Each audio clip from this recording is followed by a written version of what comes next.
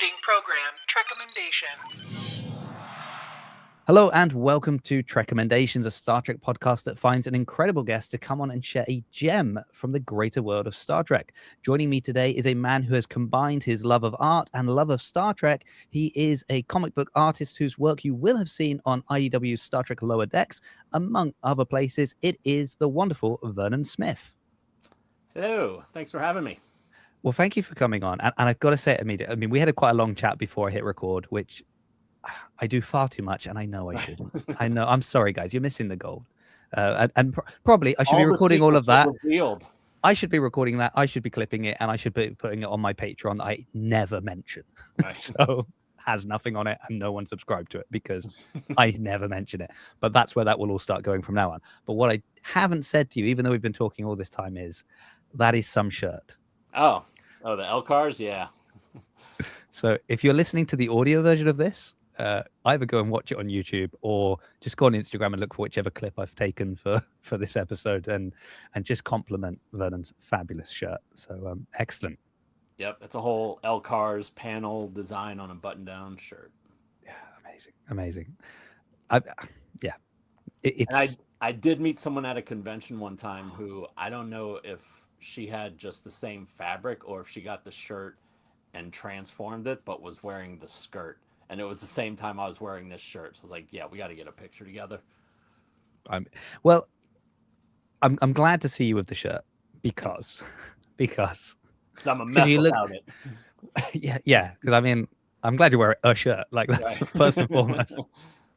Although, I guess I've never established that as a hard and fast rule for the show, but maybe I should. Yeah.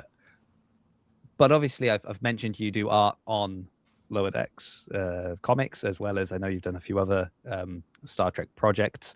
Yep. But it's nice to see that it's not just a job, but clearly it's something you love. 100%. Like the job has just caught up with the rest of my life for literally as far back as my memories go. Like I had Star Trek toys before I even knew what it was. Yes. Making your own stories. That's the way to do it.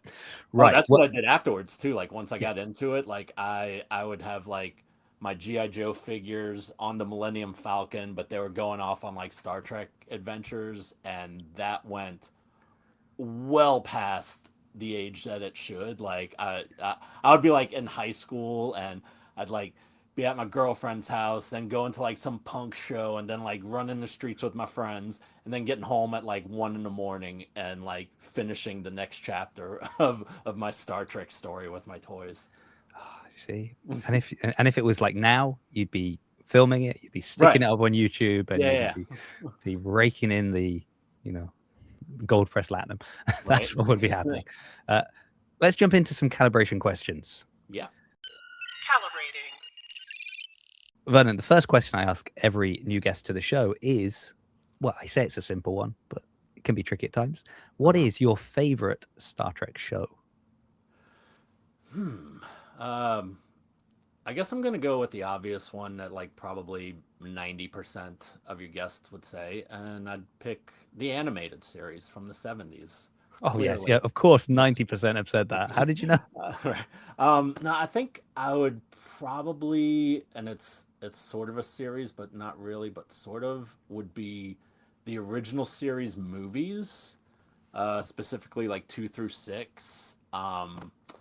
Since that is what really got me into Star Trek. Like I saw Wrath of Khan in the theater when I was in like first grade, and that got me hooked. And I love the uniforms. I love the ships. Like the Refit Enterprise is my favorite. The Monster Maroon is my favorite uniform. It's just my favorite era. So if that counts as a series, I absolutely have to let it count because a couple of weeks ago, Australian comedian Ben Russell gave exactly the same answer. I think he did also deny the existence of a couple of the films. Oh, really? But I'm on board for all of them, honestly. Like Star Trek 5, I know like gets a lot of hate, but I love it. And I even remember like there was like a tabloid magazine in the States called the National Enquirer that was always reporting on like UFOs landing and Elvis is still alive, hanging out with Hitler in South America and stuff like that. And but they had a thing of, we got the inside scoop on the new Star Trek movie, and they're like, Spock's gonna have a brother, and they're going to the center of the universe to find God. And I'm like, okay, sure they are. And then I get in the theater, and it was like I'm taking the bus home one summer, and I hopped out, popped into the theater, and was like, they totally Men in Black just nailed it, and it was amazing. Which it's funny you should say Men in Black, because I think that's probably the first time growing up I saw these American, these kind of journals where they would have those weird, crazy stories. It was probably Right. in Men in Black when they pull it up and they're using that to do research. Yeah. So And I they're was like, yeah, all those stories are true. And I was like, it kind of is, because that's what happened with with Final Frontier. I like it. I think the Spock's brother thing is interesting because, you know, whether you liked Discovery or you didn't like Discovery or whatever people's opinions are of that, the criticism that like he never mentioned he had a sister, you're kind of like, this guy doesn't talk much about his family. We've established that. I mean, when we first meet his dad, you didn't know that was his dad until he said it, and it was like, you know, he'd been on this ship with this crew for years and hadn't said anything about it. It was like, oh, okay, yeah, Spock keeping a secret. Imagine that. But I do think so I want to ask a little follow-up question. It's a bit of a sneaky one, but last week, speaking with Jace, we were discussing kind of future projects where we'd like to see Star Trek go. Would you prefer there to, obviously there's rumors about what is coming and what's not, and you know, and people have different opinions about what they should be doing or not. Right. As somebody who the movies are your kind of favorite iteration, I guess, of Star Trek, do you think movies for the next stage is a good solution? Do you think that's something that could draw more people in, is a new series of movies? I mean, I'm not going to be against it, but of course I'd rather see something every week than every 3 years. So selfishly, I'd prefer a TV show. I'd prefer a 20-episode season with a smaller budget if they could. I don't know if that's ever going to happen again, and if it's just like, oh, I want to have it go back to how it was 30 years ago. But yeah, I mean, the 09 movie did well and got a lot of people talking about it. I'm not the biggest fan of the second and third ones, but I know that it did kind of get people into it. Which actually my only beef with the second and third ones is like that it would keep going back instead of going forward, and I'd rather it, you know, like not rehash stuff that we've already seen, because we've already seen it. So it's like, you have a whole new universe, do what you want with it. Well, like the Khan reveal, it's like, it's meaningless. Like, I'm Khan, and you're like, yeah, okay, I'm John. I'm Jim. Like, yeah, right. Like, that means nothing. It means something to us because we know who Khan is. Yeah. Whereas, like, we talked about the original movies. I wanted to show my wife Wrath of Khan, and I was like, you need to watch Spacey. So we're going to watch this one episode of TOS before we watch that, just because it will be more meaningful to you if we do it that way. Yeah, well, I've been doing like a rewatch with, like, my daughter got into it a few years ago. She's 15 now, and she got into it like right before Strange New Worlds came out. So it's like we've done all that. We've done most of TOS, most of Next Gen, all the movies. Even did the first Kelvin movie, because some of the people were at a convention we were going to like a week ago, and we're like at the beginning of DS9 now. And there are episodes that, you know, I'd skip if they were, you know, code of honor type things or whatever. But then there's also one that's like, okay, we got to watch Space Seed because we're going into Wrath of Khan. We got to watch, you know, I mean, Unification, of course, because of Spock, but also because with all the Romulan stuff and Trek 09, like things that lead into other things. Like, yeah, definitely got to lay the foundation for it. Yeah, my son's 12 at the moment. We've been watching Next Gen. We've slowed down on that. We need to get back into it. I tried to show him the 2009 movie just as a kind of again, just for something different, because we'd been watching a bit, and he told me to turn it off and put Next Gen back on. Yeah. He said this is too. It was too much action for him. He was like, I don't. Yeah, he didn't want that. It was too much laser beams.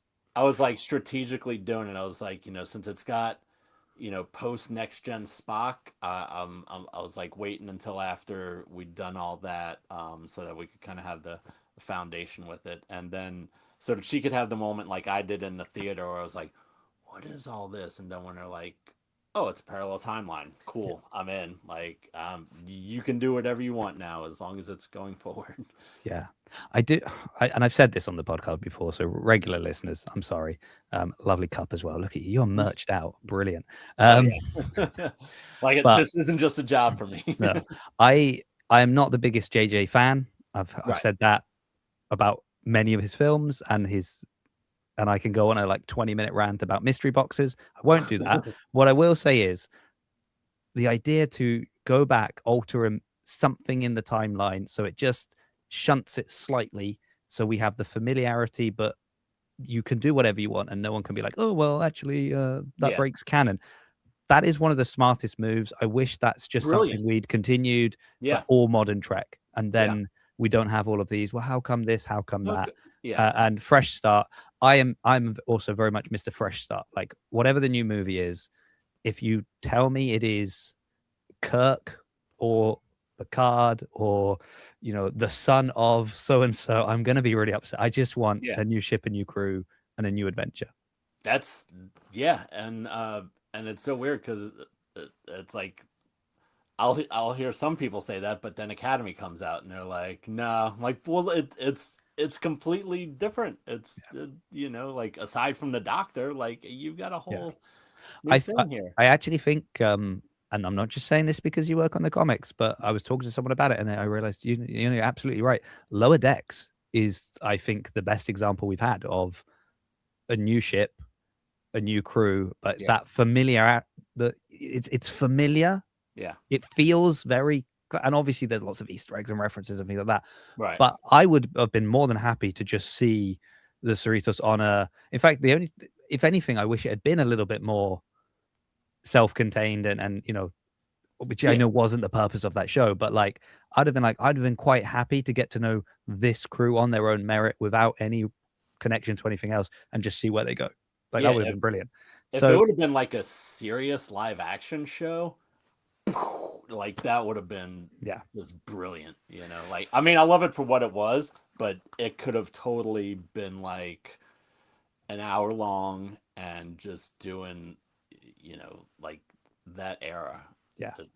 Even the concept that is quite funny in like the Second Contact, kind of following up with those things, that's why not? Like, sure, we don't need to go out and, because that's the other thing, isn't it? Everything is high stakes now. Everything is high stakes, and you're like, it was fun little just going and cleaning up some of the mess that got left from First Contact. And because it's like what people have been asking forever is like, how did nobody know that SETI Alpha 4 exploded, and like what happened with Khan's whole colony there? Like, why is there no follow-up to Landru and like all of that stuff? And it's like, that's what these guys were doing. They're like doing damage control for Kirk and Picard. Because the other thing that I like a lot is when it's just your job. Mm-hmm. So it's like, why are they here meeting these people doing this thing? It's like, it's their job. And it's not because it's their destiny. It's not the special. It's not that they've got some unique individual personal tie to this planet or this person or this. It's just their job. They're just there because it's their job. That's me. But hey guys, like what you like. I don't care. They're like Starfleet admin. Just you got to do the paperwork and Well, that was a lot of fun discussion on the first question. So let's move on to my second question for you, which I'd like your opinion, kind of, because I know you have to draw some of these things and you're an artist, and I'm just curious about your top 3 favorite character designs within Star Trek. I will let it be an individual character or a race, a species in general. Because we make fun a lot of Star Trek of like, it's just ears and a nose. You change that and it's a whole new it's a whole new species. That's the whole problem of like, filming a show on Earth is that you only have humans to work with. Yeah. uh, um, Individual characters, especially for drawing, I'd have to go with Tendi. Right. Because it was like when I got on the book, I wasn't like provided with like model sheets on how to do. So it was like just kind of learning, self teaching myself how to draw these characters, and which was a bit of a challenge with anatomy because it went against like 40 years of training to like get that specific style. But like, like a shot of her head is basically just like the circle and the line Mm. with the jaw, but then you tilt it that way because like her chin kind of comes out that way. So, which I guess doesn't really help for just the podcast listeners of me just Hey, saying that way and this way. that's right. Just send Uh, them over to YouTube. It's fine. yeah, but it's basically just like a straight on shot, and then you just kind of tilt it like 30 degrees, and that's like how her head. And it's like, okay, cool. And so like I do like a lot of Tendi head sketches, and it's like from signing comics and stuff. So that was um, the the ease of it, but then also the distinctness of it was probably, just as someone that draws it a lot, would make that my favorite. Design, again, I'm gonna have to go with original series movies. Like, I love those uniforms, I love those ships, like those are Mhm. just so cool. And I'm kind of torn on like despite the shirt that I'm wearing, the Elcar's design. Like, it's super cool and so distinct, but drawing it repeatedly as like a background on screens and trying to make it be uniform but then also not repetitive, if someone were to go through it. Not that Trekkies nitpick on any of this stuff, Sure, they don't. uh, myself included.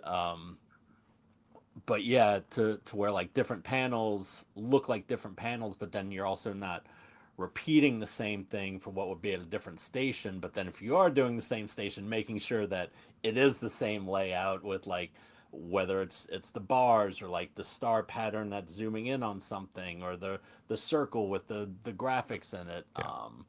Yeah, just making sure that that's consistent. And I kill myself way too harder than I should when drawing those, probably for something that people are just going to flip a page in like 2 seconds. Yeah. uh Yeah. I'm sure the higher ups understand. They're like, yeah. yeah, yeah. Why did it take you so long to do this? Oh, you've Right. got to understand the panels. The panels. Yeah. Yeah. What, the comic book panels? No.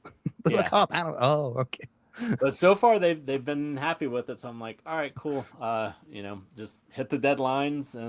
and And that. keep your job. That's the Yeah. trick, right? Yeah. Right. Okay. Very good. I like it. Final question for you for Yes. these calibration questions is, and I kind of have a feeling like maybe I know where you want to go with this now that we've said this, but if we could take all of Star Trek that's ever come out, what would be your dream comic project to get to work on and like flesh out kind of a story or an area or a time period within Star Trek that you think, oh, I'd love to be drawing that and expanding that?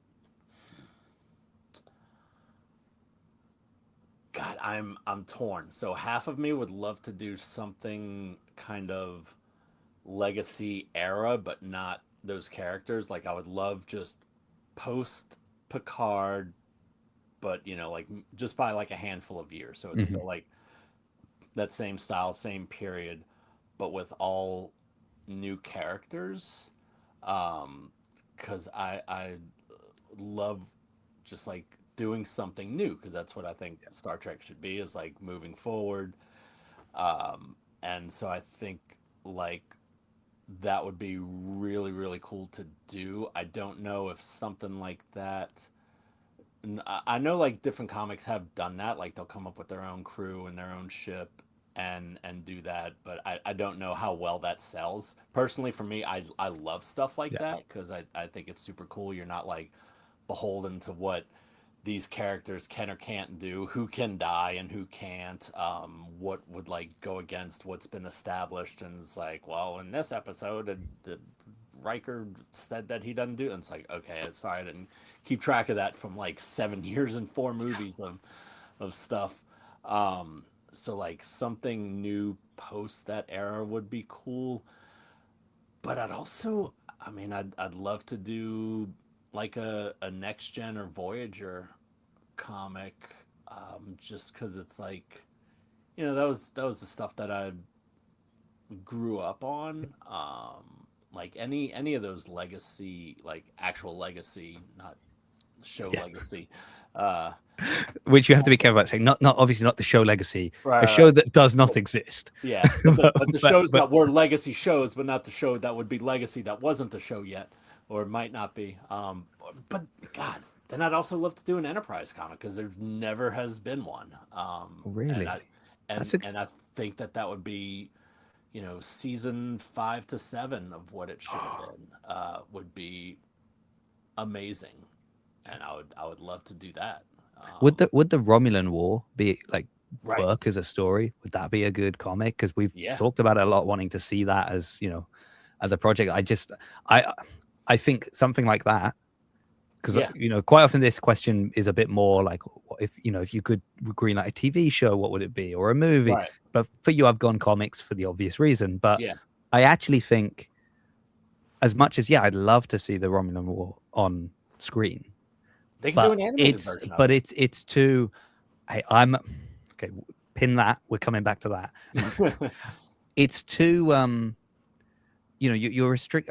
You can't do a show like you. I don't want a show that's so finite and like, Right. it's covering this one thing. A comic book run that is covering that makes sense to me, because I'm like, oh, brilliant! You're expanding this one Yeah. historic moment we know about, and we can see all of that.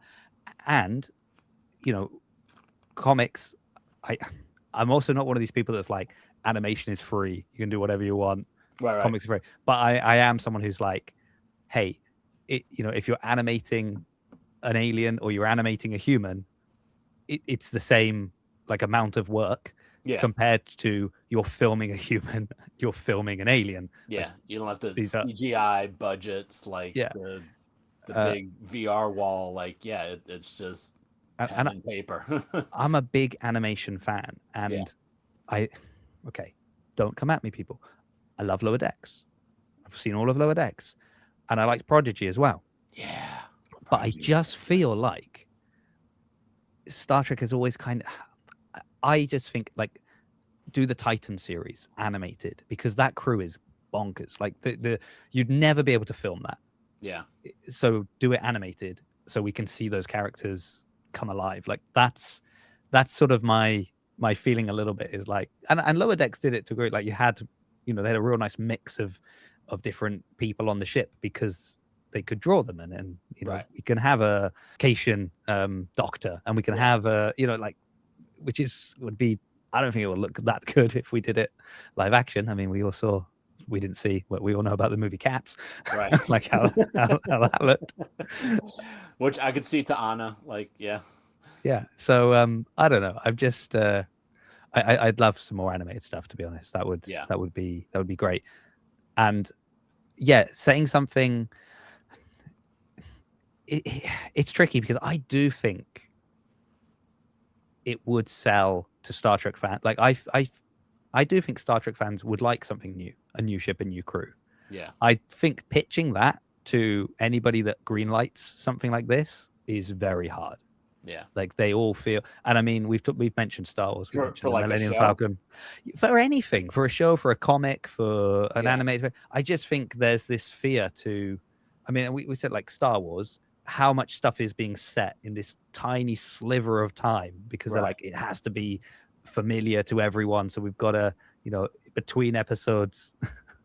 Well, now it's Which kind is of so between crazy 6 because and 7, but for a yeah. long time it was like stuff that was getting wedged in between 4 and 5 as well, to be like, oh, let's Right. fill out all this time. And you're like, God, just give us new stuff. And I think with Star Trek even more so, like, just and I listen to a lot of like audio dramas and things like that, and there's some fan made stuff that is absolutely fantastic, and it Yeah. is all new characters, new crew, new ships, new stations, things like that.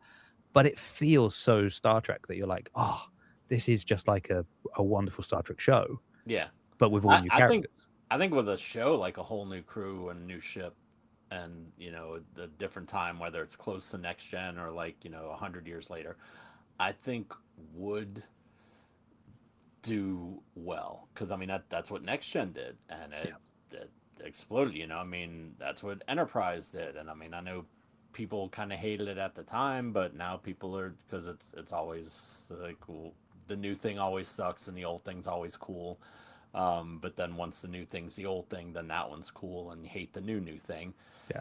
And yeah, I think if they did that with a show, that it would be really good. Like, just not having to keep going back. I mean, I think if Discovery would have been like 25th century instead of 23rd century, like I think people would have given it, you know, like given it more of a break. Yeah. I don't. I mean, someone will know. I don't know why they didn't. Like, what, you know, why they set it in the past.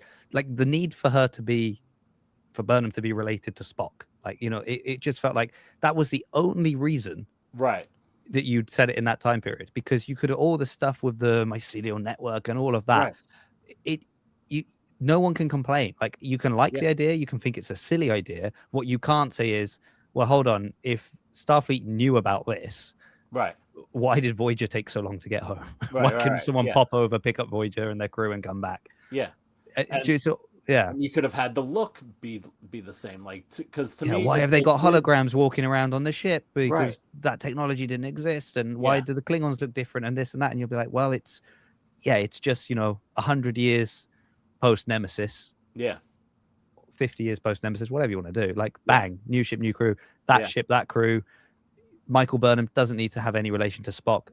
Why just have her be herself? I also, my other thing about that is, I wish they'd done the show. Maybe I misread like the pitch of the show, but it was that we were following the first officer. So it was Yeah. going to be different from being this kind of ensemble crew that we're following everybody equally. Yeah. You know, and it's going to really be that we're following, instead of following the captain, we're following the first officer. Yeah. And I thought, I'm thinking about, you know, Riker Jellicoe and like how hard that situation was for him and how he wouldn't. And I'm thinking, wow, imagine a whole series where the first officer is the one having to, you know, question what the captain's doing, and the captain says, no, we're doing it this way. And then we have to see them execute on that and go and do what the captain wants. And that's not what happened. That's not happened at all.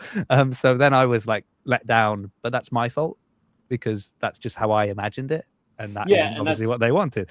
So I can't be angry about that.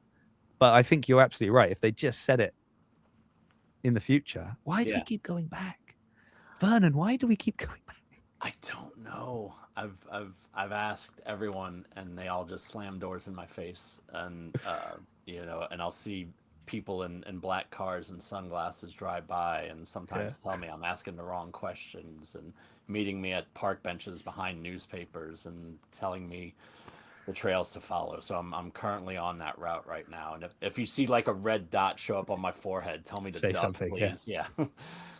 Yeah, I mean that'll be your podcast. It'll be like a true crime podcast. Right. Yeah. It's just you investigating why there is I've got the the need cork board with the threads all going around. You're like, it all started with Enterprise. They decided to go back, and then the temporal Cold War. Yeah. There you go. We've solved it. Right. Wonderful. Okay. There's some good projects you've got there. So I hope at least one of them comes to fruition. Yeah. Yeah.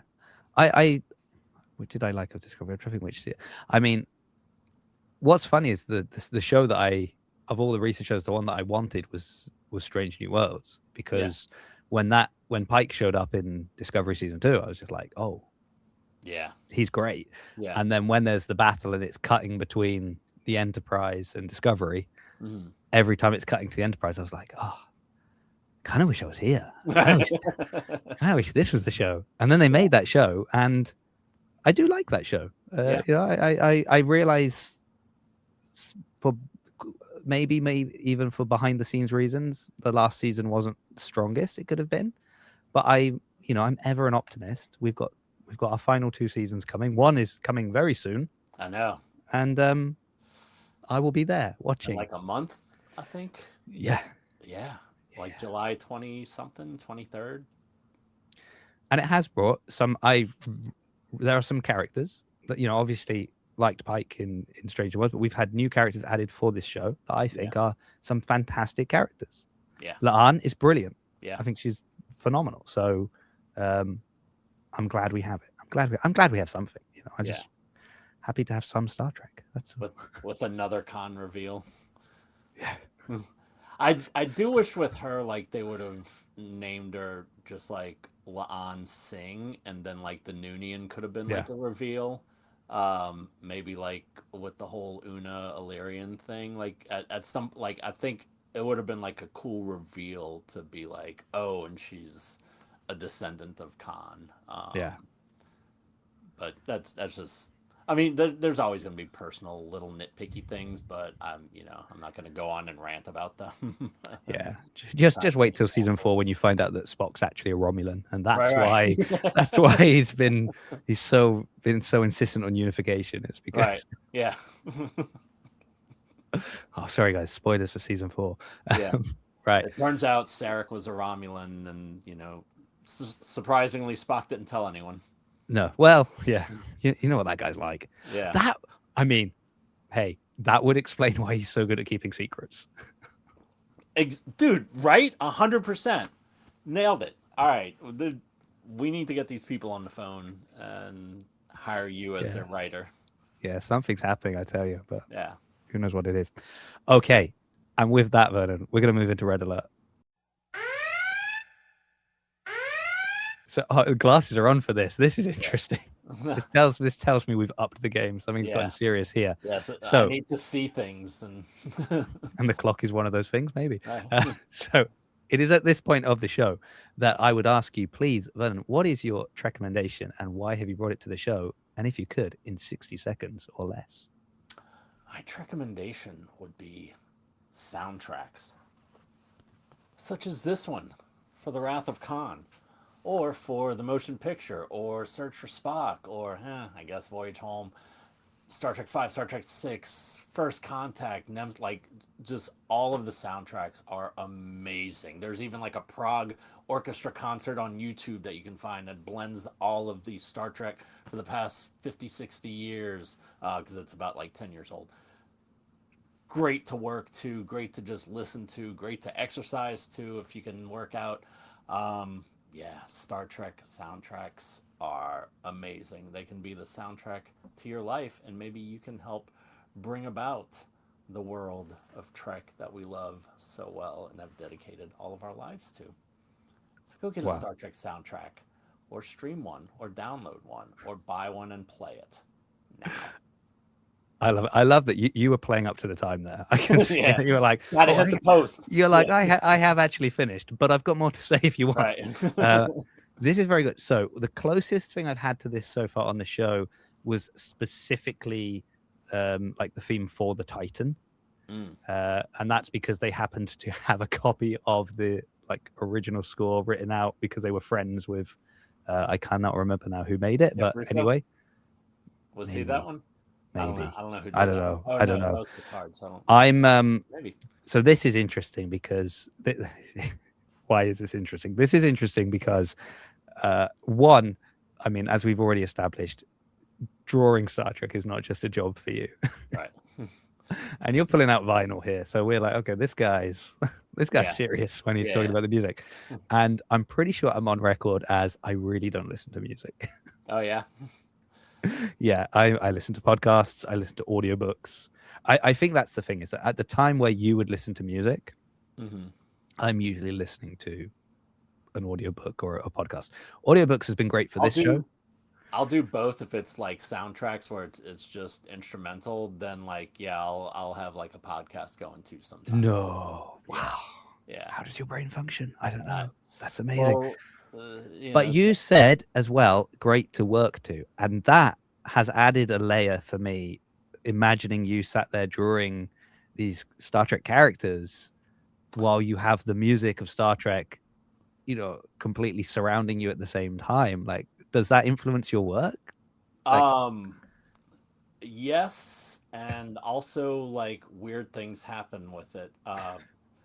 Two stories. One, going back decades to like kid me who wanted to draw, like I had my own crew of the Excelsior that I was gonna like make an animated cartoon, like stop motion with like my parents' camcorder, and the music that I wanted was from this record. And I'm calling around to like record stores like all over the city, and I and there was one that had like Star Trek 4, and I was like, all right, well, I know Star Trek 2 and Star Trek 3 have a very similar soundtrack, some of it like even repeating songs.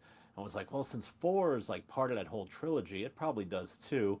And then I got it, and it was nothing like it, and I was mad. But then I did find it like at a closer record store, and I got it, and I was like, and I can use this, and because it has like the Spock giving the Space the Final Frontier thing, so I was like, I'll have credibility on my movie of Leonard Nimoy's voice.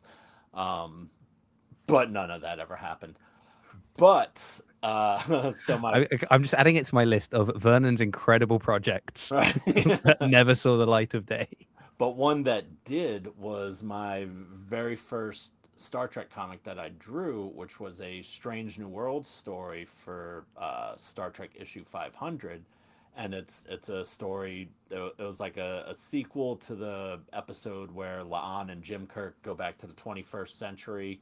But this is like a 5-page story with La'an and Sam Kirk, and there's a bunch of flashback panels from that episode.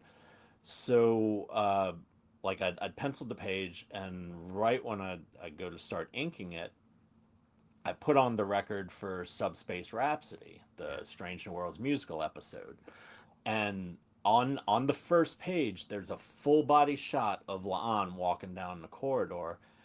And right as I start inking her, her solo song comes on the record, and I'm like, dude, meant to be. Like this was confirming, like, because this was my first like professional Star Trek official job, and there was just all lining up, and yeah, it was super cool.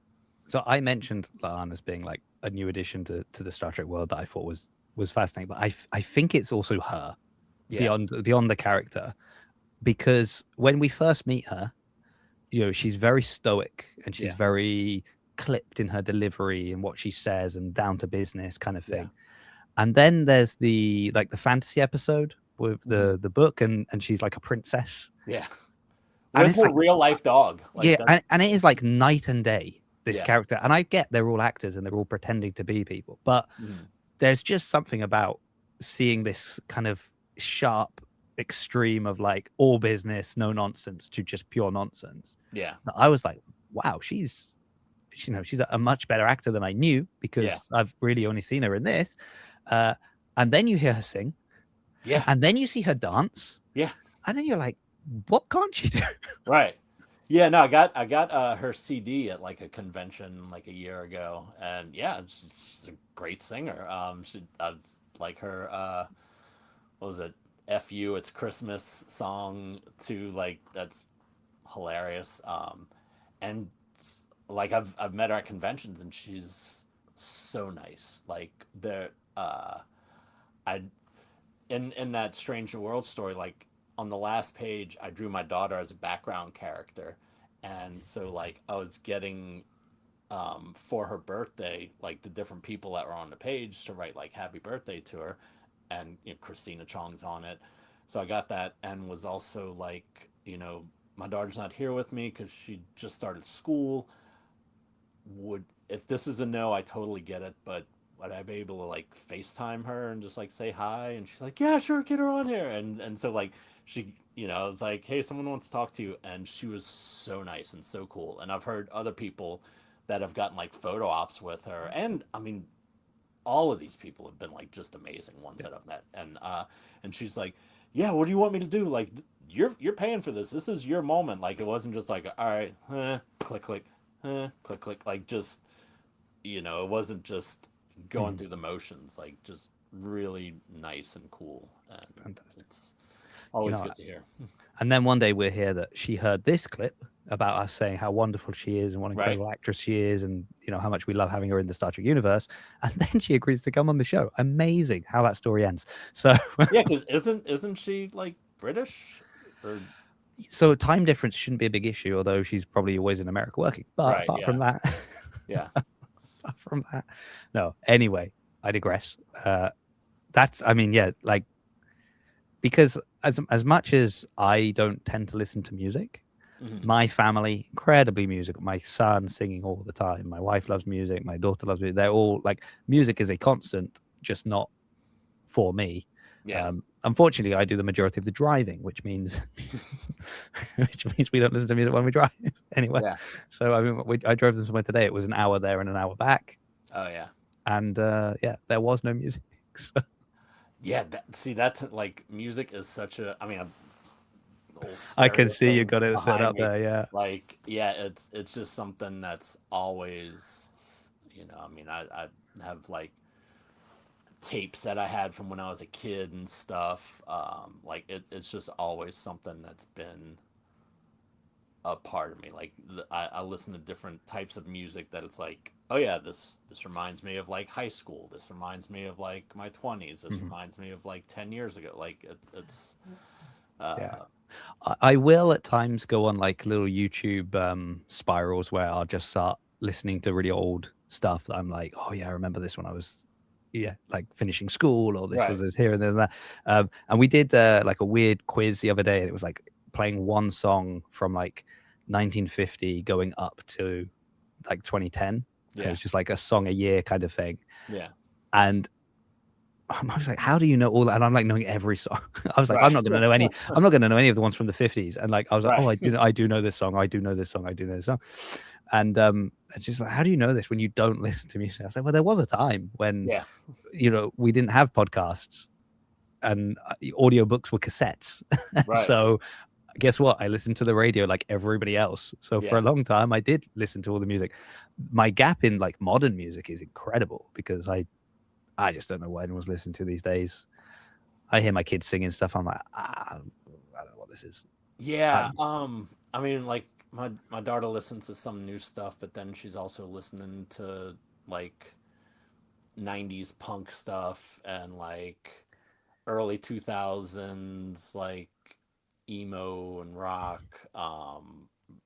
New stuff, like she'll listen to like K-pop, J-pop stuff. Mhm. But even yeah, and she'll listen to like some new punk stuff too, and it'll be interesting because like she'll play me something and she's like, yeah, what do you think? And I'm like, I don't know if I would like. I'm not really liking how they do this. Like they're using like some kind of overproduced stuff. But then I also think if a 25-year-old punk rock band is making stuff for like an old 50-year-old punk Yeah. rock, like you're doing it wrong. Like I should not like what kids are making now. If they're making music for me, then they're doing it wrong. Like I've got my music from the 80s and 90s that I grew up on and that I love, and kids I now should have their own stuff too. Yeah, I reckon though there's also that like the reason you need it to sound like gritty, poor quality, it's been recorded like just literally to a tape deck Right. from somewhere, is because that was, the alternative was a studio, a professional studio done by a record company, Right. and then them kind of censoring certain things and go, no, it needs to be this and it needs to be that, and you're giving up some of your freedoms, right? So that's why people wanted the kind of raw, Yeah. like this is really what they want. But now it's so easy to, With you your know phone. record high Yeah. quality music. Like there's no excuse. Yeah. And this is a bit my argument for like, I have this feeling with like TOS where I'm like, I need people to go back and watch it because you're misremembering or you've never seen it, and Yeah. you've seen parodies, and Right. your opinion of Kirk is based on an SNL sketch Yeah. and not what Kirk is actually like. And you need to 100%. go back and see how professional he was, how he ran his crew, how good a captain he is. Yeah. However, I don't like, even when I was young, watched TNG and DS9 and Voyager and all that. And when I would go back and watch TOS, I struggled because of the production quality. I'm like, oh, I can see the cardboard sets shaking, and I could, why when that guy hit Kirk did another man appear? Like, what's going on there? And then the high camera angle, and it's like it's just some dude named Steve, like. But then you get older and you can appreciate the stories more, and you can appreciate what all the other stuff, and actually the kind of spectacle of it takes a back seat. So now I'm like, especially if we're going to have kind of a hiatus of TV for a little while, I'm like, great, go back and watch TOS. However, I think a lot of you are going to struggle with how dated it's going to look for you, and obviously as well, certain elements that you're going to be like, well, that's not aged well, and you're like, well, you can't expect it to age well when it was 60 years ago, revolutionary at the time, but that was 60 years ago, and and the world is such a different place now. I mean, like, it doesn't really take place, and it wasn't filmed in the 23rd century. Like they are still very progressive. And you're like, the things you think haven't aged well are maybe like some racial stereotypes and things like that. Right. But they also didn't know about fingerprints and DNA. So like, let's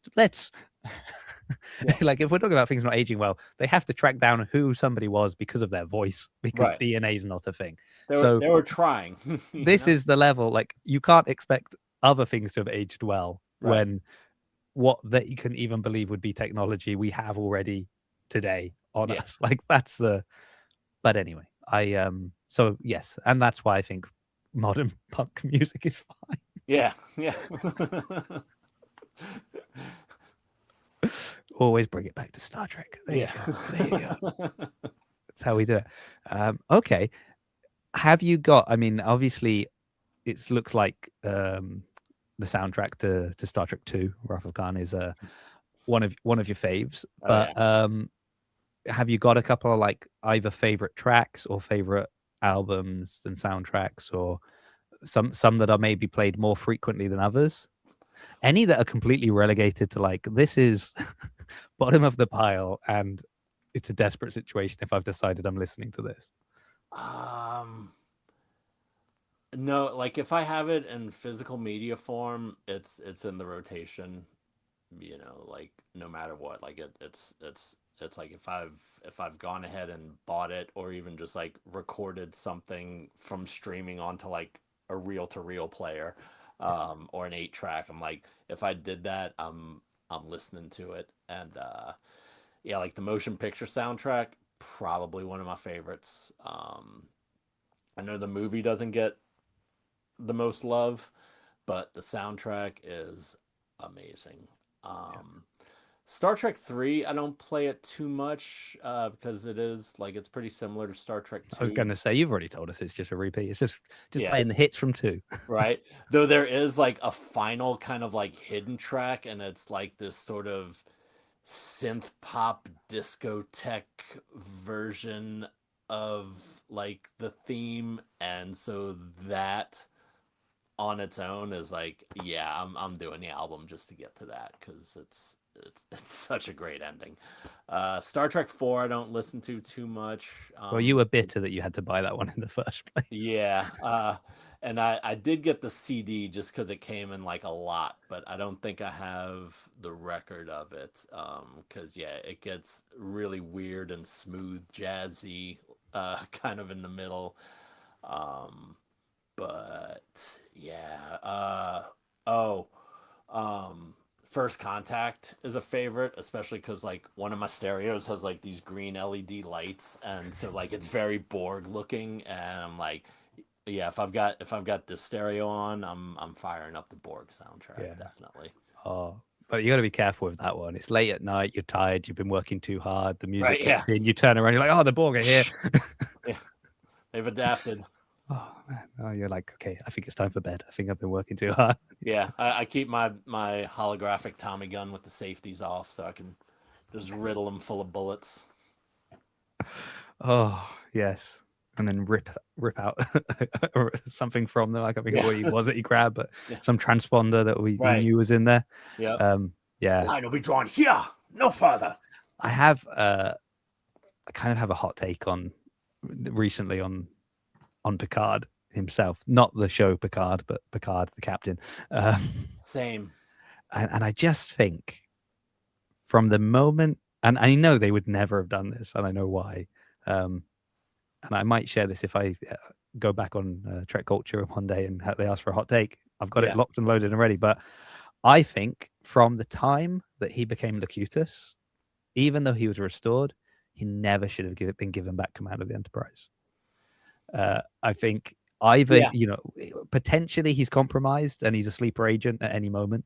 Yeah. He's also, or he's just the foremost expert on the Borg now. So get him back at Starfleet, HQ, and he can be planning contingencies for future Borg attacks. And also, as we've seen with Shaw, with Cisco, with probably a dozen other people that we've not met yet, I don't think a lot of people like him after he destroyed their friends. Right.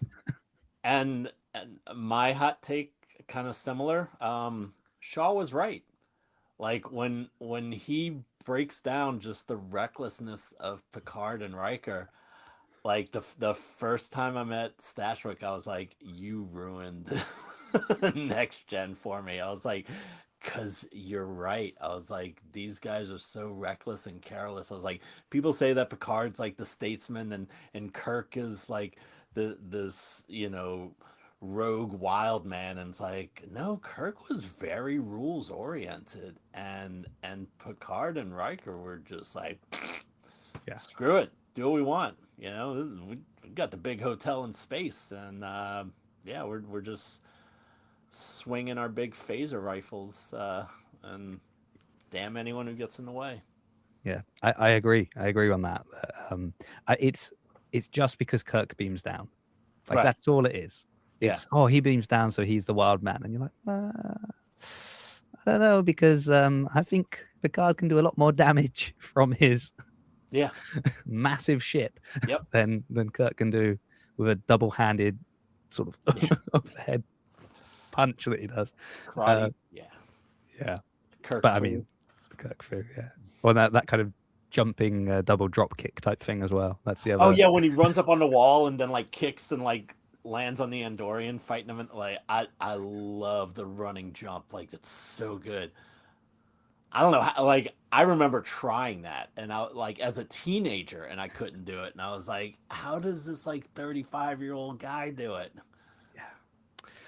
Well, we just have to. I could have asked him. He was in the UK recently, but I couldn't make it over to. Oh, really? Liverpool. Nah, it's too far, too much money, too far. And I met him once as a kid. I've seen him at like other conventions since then, but no, like I met him as a kid and it was perfect, and I'm like, I'm good. I'm also and I know we've just said how much we love Christina, and we've talked about other actors that we think are wonderful, but I'm also there's a part of me that's like, I think I like the characters, and I don't necessarily need to know everything about the actors. Oh, right. And I almost feel like it's a protection.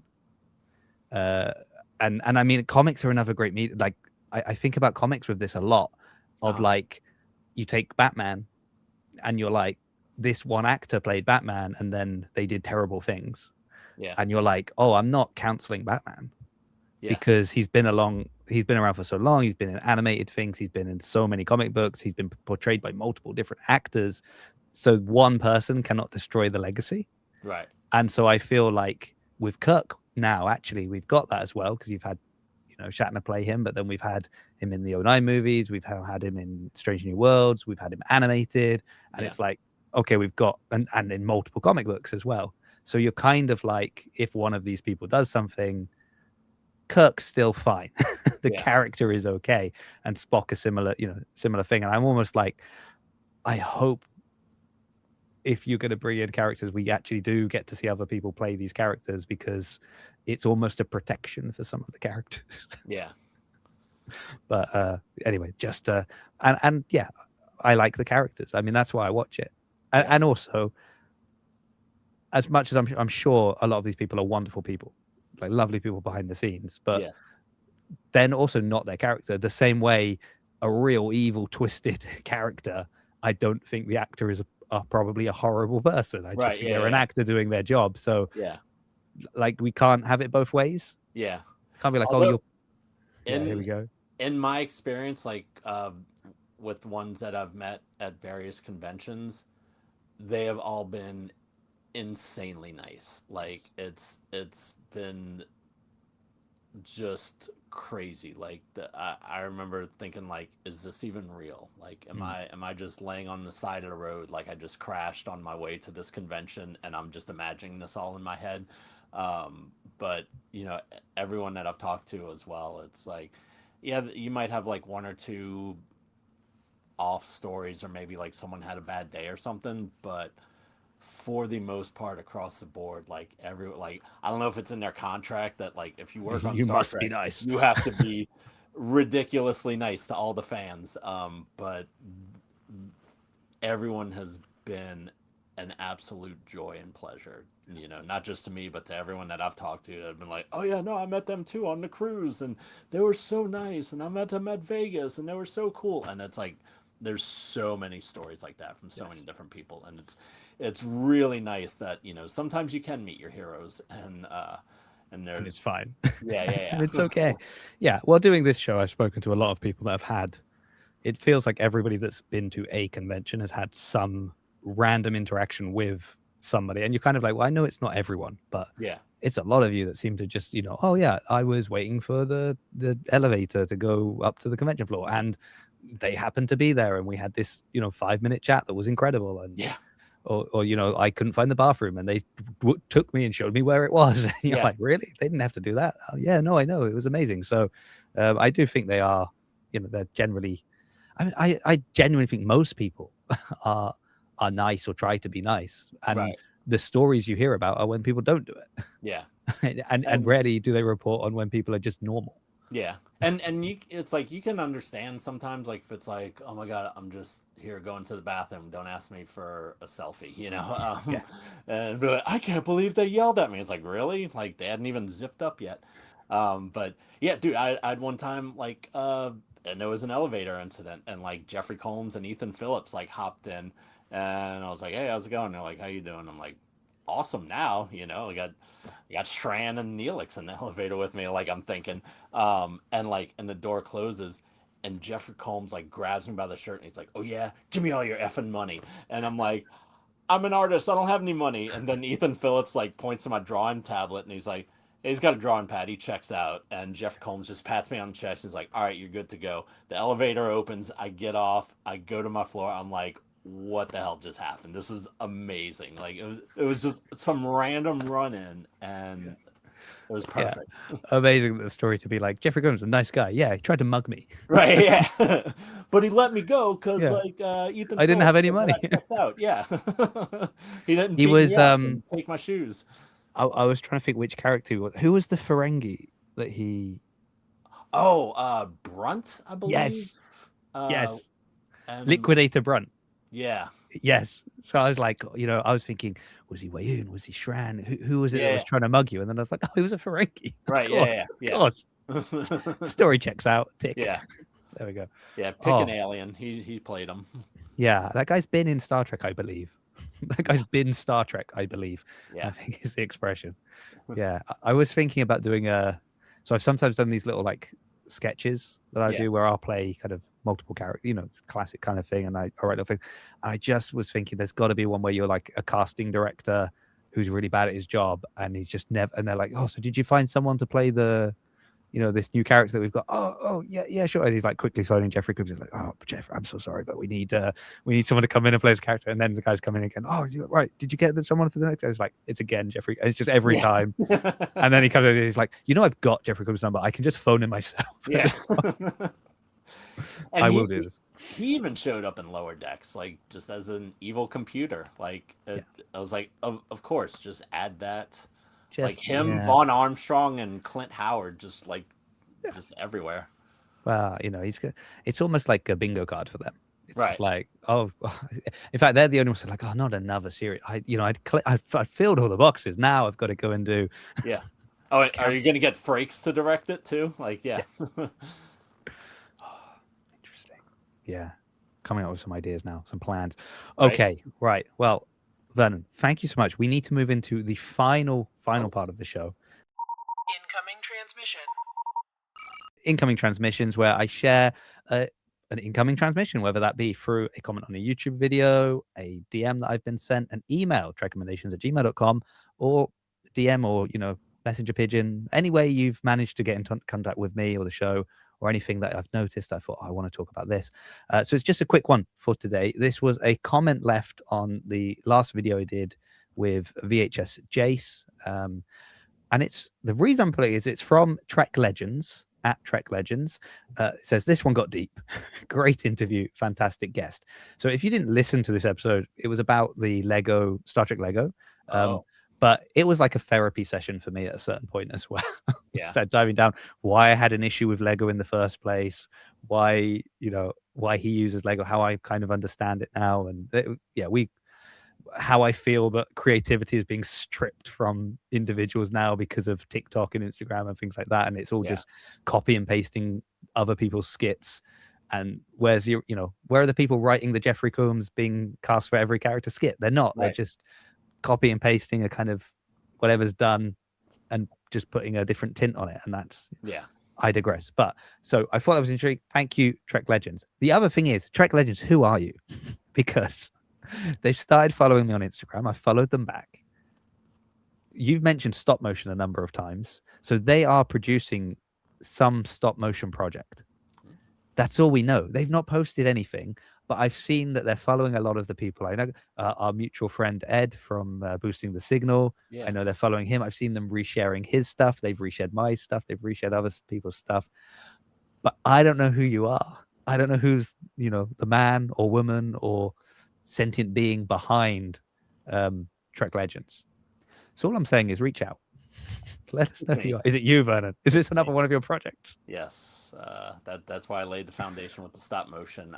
It's taken me 35 years to finally get to it, but I've finally found a charger for my 8mm camcorder from 1991, and I'm ready to go now. I've got the soundtrack with the Spock intro. So no, it's Jeffrey Combs. It is. This is how he ensures he's in everything. Yes. He's like, I was looking at, and I've seen I've done this. I just realized I've never been any of these stop motion projects. Right. So I've started my own. You're like, good idea, Jeffrey. Good idea. Yeah. Okay. The weirdest that you ever see Jeffrey Combs is when he's himself, when he's in Deep Space Nine, and he's what is he, like a detective? No. Right. Is he a detective in that episode? I'm trying to think what he. Yeah, he is, isn't he? I'm pretty sure he's a detective. I can't remember now what the character is. But it's like the one time you're kind of like, oh, this looks a bit off, is when he's himself. Yeah. And he's not covered in makeup. And then you're like, oh, okay. I don't know. I don't know why that is. But I think it threw me the first time, but I've adapted. I've got used to it. Okay.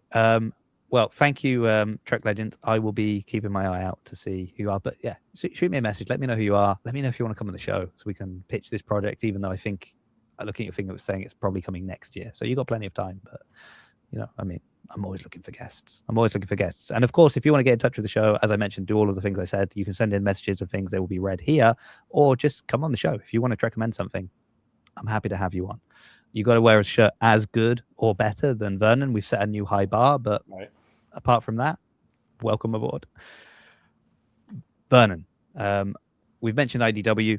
We've talked a bit about your the comics you're working on. If people want to see some examples of the incredible work you're doing, where can they find it? How can they be following along to see when you're launching this stop motion project that we've heard so much about? Right. Or any of the podcasts we've mentioned, the true crime one about why Star Trek keeps going back in time. There are a lot of projects probably coming out under the Vernon Smith umbrella. So where can people find you? Yeah, 40 years in the making. I am Vernon Draws on most socials, though I am really horrible at keeping up with them.